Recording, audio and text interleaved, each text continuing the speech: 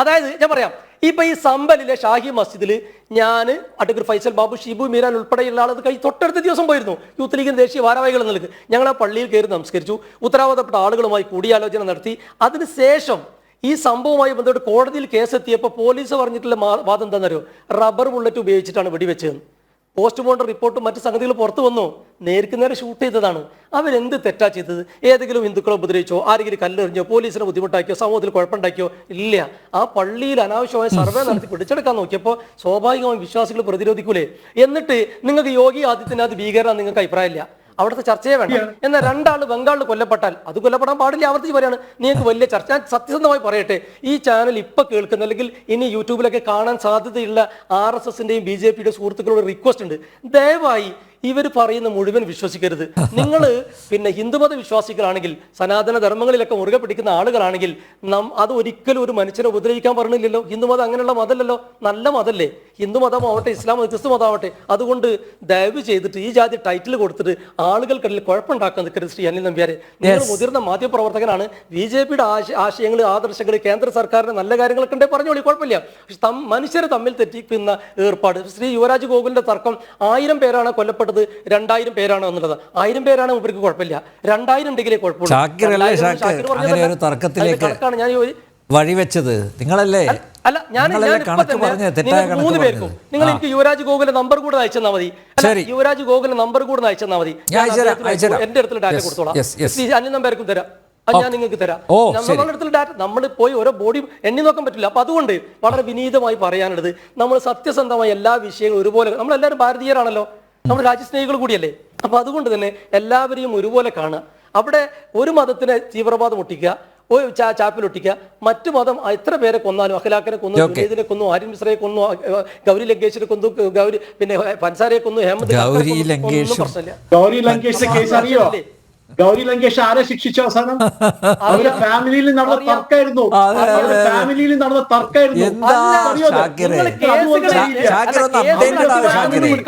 Family സമ്മതിച്ചു, ഞങ്ങൾ തർക്കമായിരുന്നു. നിങ്ങൾ കേസുകൾ അട്ടിമറിക്കാൻ മിടുക്കരാണല്ലോ.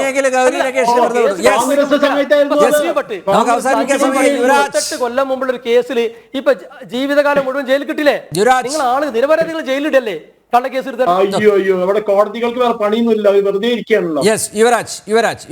അല്ല, യുവരാജിന്റെ ടേൺ ആണ്. പ്ലീസ് ഷാക്കിർ അദ്ദേഹം പറയട്ടെ പ്ലീസ്. അല്ല, കുറച്ചു നേരമായിട്ട് അല്ല, ഞാൻ കംപ്ലീറ്റ് ചെയ്യാല്ലേ, എനിക്ക് സമയമില്ലാന്ന്. ഇനി ആകെ 5 മിനിറ്റേ ഉള്ളൂ ഷാക്കിറെ. ബാക്കിയുള്ളവർക്ക് കൂടി പറയണ്ടേ, അങ്ങ് പറഞ്ഞ കാര്യങ്ങൾക്ക് മറുപടി പറയണ്ടേ. ഒന്നെന്ന് പറഞ്ഞു കഴിഞ്ഞാല് എല്ലാ ഈ ചാനൽ കണ്ടുകൊണ്ടിരിക്കുന്ന ആൾക്കാരെല്ലാവരോടും പറയാനുള്ളത്, ഷാക്കിർ പറയുന്നത് കൂടുതലായിട്ട് കേൾക്കുക, നിങ്ങൾക്ക് കാര്യങ്ങളെ കുറിച്ചിട്ട് വലിയ ധാരണ കിട്ടുന്നുള്ള അദ്ദേഹം പറഞ്ഞത് തന്നെയാണ്. നിങ്ങൾക്ക് ചിരിക്കണമല്ലോ. ഒന്ന്, അദ്ദേഹം പറഞ്ഞു എന്താണ്, നമ്മളെല്ലാ മനുഷ്യരെയും ഒന്നായിട്ട് ഒരുപോലെ കാണണം, എല്ലാ മനുഷ്യർക്ക് വേണ്ടിയിട്ട് നിൽക്കണം എന്ന് പറഞ്ഞ ഒരു political party Indian Union Muslim League supreme കോടതിയിൽ കൊടുത്ത ഒരു സംഗതിയാണ് the Indian Union Muslim League, a political entity dedicated to safeguarding Muslim rights. ഈ പാർട്ടിയുടെ പ്രതിനിധി ഇവിടെ വന്നിരുന്നിട്ട് നമ്മളോട് പറയുകയാണ്, എല്ലാ മനുഷ്യരെയും ഒരുപോലെ കാണണം, എല്ലാവരോടും നമ്മൾ സ്നേഹത്തോടു കൂടി കാണണം, എല്ലാവരെയും കെട്ടിപ്പിടിച്ച് സ്നേഹിക്കണം, നമ്മളെ പഠിപ്പിക്കുന്നത്. എന്തായാലും പോട്ടെ, എന്താണ് നിങ്ങൾ സുപ്രീം കോടതിയിൽ കൊടുത്ത കാര്യമാണ് ഞാൻ പറഞ്ഞത്. നിങ്ങൾ ഇത്രയും കാലം പറഞ്ഞിരുന്നത് മുസ്ലിം ലീഗ് എന്ന് പറഞ്ഞു കഴിഞ്ഞാൽ ഏതോ മതേതര പാർട്ടിയാണ്, പ്രത്യേകിച്ച് മതത്തിന്റെ യാതൊരു ഐഡന്റിറ്റി ഇല്ല എന്നുള്ളതാണ്. അവിടെ നിൽക്കുക, അങ്ങ് പറഞ്ഞത് മുഴുവൻ ഞാൻ മിണ്ടാതിരുന്ന് കേൾക്കായിരുന്നല്ലോ. അങ്ങ് പറഞ്ഞ കാര്യങ്ങൾ മുഴുവൻ ഞാൻ മിണ്ടാതിരുന്ന് കേട്ട ആളാണ്.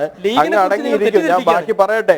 ഇനി സമ്പാദിന്റെ കാര്യത്തിലേക്ക് പോട്ടെ. അതല്ല, സമ്പാദിന്റെ കാര്യത്തിലേക്ക് അതല്ല, അങ്ങനെ ഇതിന് തിരിച്ച് മറുപടി പിന്നീട് പറഞ്ഞോളൂ. ഞാൻ പറയട്ടെ, സമ്പാദിന്റെ വിഷയത്തിലേക്ക് പോട്ടെ. എത്ര ഹിന്ദുമത സുഹൃത്തുക്കൾക്കാണ് സഹോദരങ്ങൾ വീട് എടുത്ത് സമയമില്ല അങ്ങനെ ലീഗിൽ മുസ്ലിങ്ങൾക്ക് മാത്രമാണ്. അല്ലല്ല, ഞാനിത് പറയട്ടെ. അല്ലല്ല, ഇതിപ്പോ സേവാഭാരതിക്കാർ എത്രയോ മുസ്ലിങ്ങൾക്ക് വീട് വെച്ചു കൊടുത്തിട്ടുണ്ട് ഷാക്കിറെ. അപ്പൊ നിങ്ങൾ അതും പോയി കണ്ടാൽ മതി, മനസ്സിലായോ? സേവാഭാരതിക്കാർ എത്രയോ മുസ്ലിങ്ങൾക്ക് വീട് വെച്ചു കൊടുത്തിട്ടുണ്ട്. അതുകൊണ്ട് ഷാക്കിറെ അവിടെ അടങ്ങിയിരിക്കും.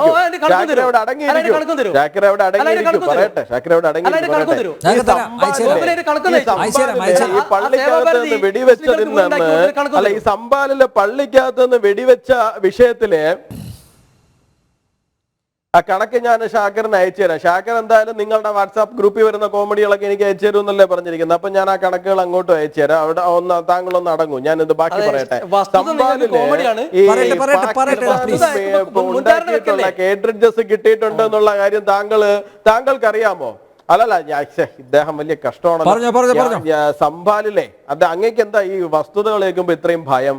അങ്ങൊന്ന് സമാധാനപ്പെടും. വസ്തുതകളല്ലേ പറയുന്നത്, ഞാൻ പറയുന്നത് മാത്രമല്ലല്ലോ. നിങ്ങൾ കണ്ടുകൊണ്ടിരിക്കുന്ന ആർക്കും ഗൂഗിളിൽ സെർച്ച് ചെയ്ത് കഴിഞ്ഞാൽ കിട്ടുന്ന ഒരു കാര്യം മാത്രമാണിത്. സംഭാലില് പാകിസ്ഥാൻ അല്ലല്ല, തെറ്റിദ്ധരിപ്പിക്കാൻ പറ്റില്ല ഷാക്കിറെ. എനിക്ക് എങ്ങനെ തെറ്റിദ്ധരിപ്പിക്കാൻ പറ്റും? ആൾക്കാരുടെ വിരൽ തുമ്പിൽ ഇൻഫർമേഷൻ കിട്ടുമ്പോ ഞാൻ പറയുന്നത് തെറ്റാണെന്നുണ്ടെങ്കിൽ നാളെ എന്നെ ട്രോളും എന്നുള്ള ഭയം എനിക്കുണ്ട്. അങ്ങേക്ക് ആ ഭയം ഇല്ലാത്തത് കൊണ്ടാണ് അങ്ങ് പറയുന്ന വാട്സാപ്പ് തള്ളുകൾ മുഴുവൻ ഇവിടെ വന്നിരുന്ന് തള്ളിക്കൊണ്ടിരിക്കുന്നത്. അങ്ങേ ഒരേ മുഖത്തിൽ കിട്ടരുതേ. ഞാൻ പറയുന്നത് സംഭാലിൽ നിന്ന് പാകിസ്ഥാനിൽ പാകിസ്ഥാനിൽ നിർമ്മിച്ചിട്ടുള്ള കാട്രിഡ്ജസും ഗണ്ണും കിട്ടിയിട്ടുണ്ടോ ഇല്ലയോ എന്നുള്ള കാര്യമാണ് ഞാൻ ചോദിക്കുന്നത്. അങ്ങ് പറഞ്ഞു സംഭാലിൽ പാവപ്പെട്ട കുറച്ച് മനുഷ്യർ ജനാധിപത്യപരമായി പ്രതിഷേധം നടത്തിയപ്പോ അവരെ യോഗി ആദിത്യനാഥ് എന്ന ഭീകരൻ 5 പേരെ വെടിവെച്ചു കൊന്നു എന്ന് പറയുന്നു. പക്ഷേ അവിടെ നിന്ന് കിട്ടിയിരിക്കുന്ന റിപ്പോർട്ട് അനുസരിച്ചിട്ട് ഈ പറയുന്ന പള്ളികൾക്കകത്ത് നിന്ന് ഫയറിംഗ് പോവുകയും അവിടെ നിന്നിട്ട് ഈ പറയുന്ന പാകിസ്ഥാനില് നിർമ്മിച്ചിട്ടുള്ള കേട്രിഡ്ജസും ബാക്കി കാര്യങ്ങളും കിട്ടിയിട്ടുണ്ട് എന്നുള്ള കാര്യം ഒരു യാഥാർത്ഥ്യമാണ്. ഒറ്റപ്പാടുമായിട്ട് അങ്ങോട്ട് പോയവരെല്ലാവരും അതിന്റെ പുറകെ പോയി പിടിച്ചു കഴിഞ്ഞാല് വലിയ പണിയാവുന്നറിയാം. പിന്നെ അനാവശ്യ സർവേയുമായിട്ട് പോയി. അല്ലല്ല, താങ്കളൊന്ന് അടങ്ങിയിരിക്കുന്നു. താങ്കൾ എന്തിനാ ഇങ്ങനെ ഭയക്കുന്നത്? അടങ്ങിയിരിക്കും. അനാവശ്യ സർവേയുമായിട്ട് പോയി. അനാവശ്യ സർവേയായിട്ട് പോയി ASIയുടെ കീഴിലിരിക്കുന്ന അനാവശ്യമായിട്ടുള്ള നിർമ്മാണ പ്രവർത്തനങ്ങൾ നടത്തരുതെന്ന് ASI പലതവണ പറയുകയും ASI ഉദ്യോഗസ്ഥർ അങ്ങോട്ടേക്ക് പോകുമ്പോൾ അവരെ ഭീഷണിപ്പെടുത്തി ഓടിക്കുകയും ചെയ്തുകൊണ്ടിരുന്ന ആൾക്കാരുടെ അടുത്തേക്കാണ് ഈ പറയുന്ന കൃത്യമായ ഗവൺമെന്റ് സുരക്ഷയോടുകൂടി ASI ഉദ്യോഗസ്ഥർ അവിടെ പോയി സർവേ നടത്തുന്നത്. അപ്പൊ നിങ്ങൾ പറയുന്നു അത് അനാവശ്യ സർവേ ആണെന്ന്. പിന്നെ കഴിഞ്ഞ 12 വർഷമായിട്ട് പെട്രോളിന്റെ വില സാധാരണ ഓരോ 10 വർഷത്തിൽ ഇരട്ടിയിലേക്ക് പോകുന്നിടത്ത് കഴിഞ്ഞ 10 വർഷത്തിന്റെ ഇടയിൽ ഇരട്ടിയിലേക്ക് പോയിട്ട് പകുതി 50% പോലും വർദ്ധിക്കുന്ന സാഹചര്യം ഉണ്ടായിട്ടില്ല. രാജ്യത്തെ 80% കിട്ടിക്കൊണ്ടിരിക്കുന്ന ഗുണമാണ് ഷാക്കിറെ. അതുകൊണ്ടാണ് തീർച്ചയായിട്ടും ഞങ്ങൾ